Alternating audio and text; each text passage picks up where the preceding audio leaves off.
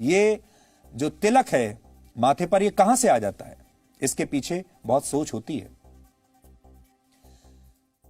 Indian institute of management IIM Rohtak के director professor धीरज शर्मा ने वर्ष 1950 से वर्ष 2010 के बीच, यानी 60 सालों के बीच रिलीज हुई कई हिंदी फिल्मों का अध्ययन किया और इस अध्ययन के नतीजे आज आपको चौंका देंगे। इस अध्ययन में, स्टडी में यह पता चला कि हमारी फिल्मों में सिखों के 74% किरदार ऐसे होते हैं जिनका मजाक उड़ाया जाता है। भ्रष्ट राजनेताओं के 58% किरदार ऐसे होते हैं जिनके सरनेम ये बताते हैं कि वो हिंदू ब्राह्मण हैं या ऊंची जाति के हैं। भ्रष्ट व्यापारियों के 62% किरदारों के नाम वैश्य वर्ण से संबंधित होते हैं। इसके विपरीत 84% फिल्मों में मुसलमान किरदारों को बहुत धार्मिक और ईमानदार दिखाया जाता है। किसी को भी इस बात पर आपत्ति नहीं है कि फिल्मों में मुस्लिम किरदारों को ईमानदार और धार्मिक क्यों दिखाया जाता है। हम ये नहीं कह रहे, वो ईमानदार होते भी हैं, धार्मिक भी होते हैं, सब बातें सही हैं। इसको हम चैलेंज नहीं कर रहे, चुनौती बिल्कुल नहीं दे रहे। हम सब मुस्लिम भाइयों का पूरा सम्मान करते हैं। हमारा जो कहना है वो ये है कि जो अधिकार उन्हें इस देश में मिल रहे हैं वही अधिकार उनके हिंदू भाइयों को भी मिल जाए, बस इतना चाहते हैं। लेकिन फिल्मों के जरिए बहुसंख्यक आबादी को निशाना बनाए जाने पर सवाल जरूर उठने चाहिए। कई मशहूर फिल्मों और वेब सीरीज में नकारात्मक किरदारों को हिंदू नाम के साथ दिखाया जाता है। लोगों के साथ बुरा करने वाले ये किरदार हिंदू हैं। इसे साबित करने के लिए कैसे साबित किया जाता है? इनके माथे पर टीका लगा दिया जाता है। ऐसी ही कुछ किरदारों की तस्वीरें इस समय आपकी टीवी स्क्रीन पर हैं। आपने इन फिल्मों को देखा होगा, आनंद लिया होगा, लेकिन इस नजरिए से कभी आपने सोचा नहीं होगा। इसके विपरीत फिल्मों में दिखाए जाने वाले मुस्लिम किरदार भले ही डॉन हो, गुंडे हो, हत्यारे हो, तस्कर हो, उनकी छवि को किसी मसीहा या रॉबिन हुड की तरह पेश किया जाता है। फिल्मों में आकर एक मुसलमान शराब तस्कर एक चालाक व्यापारी में बदल दिया जाता है। सबसे बड़ा उदाहरण है दाऊद इब्राहिम। दाऊद इब्राहिम जैसे अंडरवर्ल्ड डॉन की बहन रॉबिन हुड यानी गरीबों की मसीहा बन जाती है। दाऊद इब्राहिम को भी एक डॉन की तरह दिखाया जाता है, पूरे ग्लैमर के साथ दिखाया जाता है। एक गुंडा लोगों की मदद करने वाले व्यक्ति में अचानक से बदल जाता है। आपको ऐसे एक नहीं अनेक उदाहरण अगर आप चाहें तो मिल जाएंगे हमारी फिल्मों में।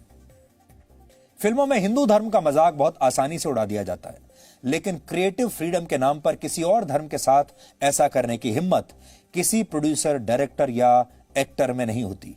1970 में आई मशहूर हिंदी फिल्म दीवार का आपको याद होगा, एक मशहूर किरदार था विजय, जिसे अमिताभ बच्चन ने निभाया था उस समय। विजय का किरदार, वो भगवान के मंदिर जाकर भगवान पर सवाल उठाता है, लेकिन किसी को इसमें कोई आपत्ति नहीं हुई और यह फिल्म सुपर हिट हुई थी और इसे देखने वालों में भी बड़ी संख्या में हिंदू लोग थे।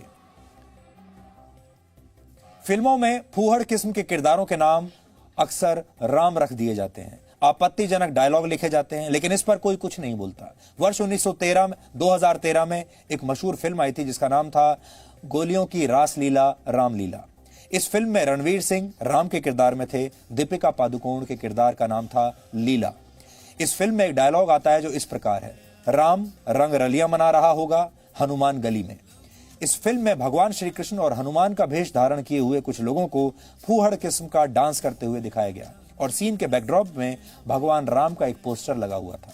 पीके जैसी फिल्म में भी बड़ी आसानी से हिंदू रीति रिवाजों और प्रथाओं पर सवाल उठाए गए, लेकिन जैसे ही किसी फिल्म पर इस्लाम या ईसाई धर्म को मानने वाले लोग आपत्ति करते हैं, वैसे ही उस फिल्म के प्रदर्शन को रोक दिया जाता है या उसके इस तरह के सीन्स को सेंसर कर दिया जाता है। भारत में बनने वाली हिंदी फिल्मों में पाकिस्तान तक के लोगों की भावनाओं का ध्यान रखा जाता है, लेकिन बहुसंख्यकों की भावना का ख्याल किसी को नहीं आता। IIM रोहतक के डायरेक्टर प्रोफेसर धीरज शर्मा ने इस विषय पर रिसर्च की थी, जिसके बारे में हमने आपको बताया। उन्होंने 20 ऐसी फिल्मों का अध्ययन किया जिनके केंद्र में पाकिस्तान था। इस रिसर्च में पता चला कि 18 फिल्मों में पाकिस्तान के लोगों को दिल का बहुत अच्छा और भारतीयों का स्वागत करने वाला दिखाया गया था, जबकि भारत के लोगों को धार्मिक रूप से कट्टर दिखाया गया था। उदाहरण के लिए मशहूर हिंदी फिल्म बजरंगी भाईजान में हिंदू किरदारों को कट्टरपंथी और संकीर्ण मानसिकता वाला दिखाया गया, जबकि ज्यादातर पाकिस्तानी किरदारों को दिल का साफ सुथरा, अच्छा और खुली सोच वाला दिखाया गया था। पाकिस्तान में हिंदी फिल्में देखने वालों की संख्या 18 करोड़ है, जबकि भारत में जिन बहुसंख्यक हिंदुओं के दम पर फिल्मों को हिट कराया जाता है उनकी संख्या करीब 100 करोड़ है। फिर भी भारत की फिल्मों में पाकिस्तानियों को तो सम्मान मिल जाता है, लेकिन बहुसंख्यक हमारे ही देश के अपना मजाक अपने ही देश की फिल्मों में उड़वाते रहते हैं। लेकिन अगर आप दक्षिण भारतीय फिल्मों को ध्यान से देखेंगे तो वहां की ज्यादातर फिल्मों में ऐसा नहीं होता। दक्षिण भारत की फिल्मों में मंदिर भी दिखाए जाते हैं और नायक को गर्व के साथ हिंदू के रूप में दिखाया जाता है। इसका सबसे बड़ा उदाहरण मशहूर फिल्म बाहुबली है, जिसका मुख्य नायक न सिर्फ हिंदू है बल्कि भगवान शिव का एक बहुत बड़ा भक्त भी है। यह अजीब विरोधाभास है कि फिल्मों में बहुसंख्यकों का अपमान होता है, अल्पसंख्यकों को सम्मान मिलता है। लेकिन एक जमाना था जब मुस्लिम अभिनेता जब हिंदी फिल्मों में आते थे तो वो अपना नाम बदल लेते थे, या ये सोच लीजिए कि उन्हें अपना नाम बदलना पड़ता था। हालांकि हम इस प्रथा का भी उतना ही विरोध करते हैं। उन्हें अपना नाम बदलने की क्या आवश्यकता है? उन्हें अपना नाम बिल्कुल नहीं बदलना चाहिए था। लेकिन जब मैं आपको उदाहरण दूंगा तो आप चौंक जाएंगे। उदाहरण के लिए मोहम्मद यूसुफ खान दिलीप कुमार बन गए। मशहूर एक्टर दिलीप कुमार। मुमताज जहान दहलवी मधुबाला बन गई। मशहूर अदाकारा मधुबाला। मेजबीन बानो मीना कुमारी बन गई और हामिद अली खान अजीत बन गए। आज हमारा सवाल है, क्यों? अपने असली नाम से इन लोगों ने अपने किरदार क्यों नहीं निभाए? असली नाम से फिल्मों में काम क्यों नहीं किया? हो सकता है उस समय इन्हें यह लगता होगा कि ये भारत में आ गए पाकिस्तान छोड़कर। भारत में हिंदुओं की संख्या ज्यादा है और हिंदू इनके धर्म के कारण, इनके नाम के कारण शायद इन्हें स्वीकार नहीं करेंगे और इसलिए इन्होंने अपना नाम बदलकर हिंदू नाम रख लिए। लेकिन इनसे आप ये समझ गए होंगे कि फिल्मों और विज्ञापनों के लिए हिंदू सिर्फ एक उपभोक्ता है, कस्टमर है। ऐसा उपभोक्ता जिसकी भावनाओं को ठेस पहुंचाने में कोई एक पल की भी देर नहीं लगाता। अगर आप जमानों में फर्क करें तो आप सोचिए, जब दिलीप कुमार साहब भारत में अपना एक्टिंग का करियर शुरू कर रहे थे तो उन्हें अपना नाम बदलना पड़ा, यूसुफ खान से दिलीप कुमार बनना पड़ा।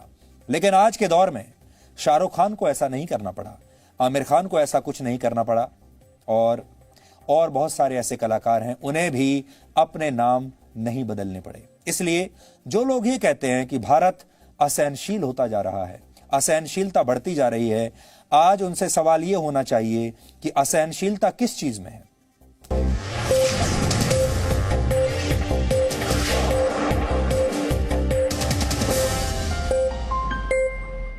Presenting B News app, available on Google Play and App Store. Download it now.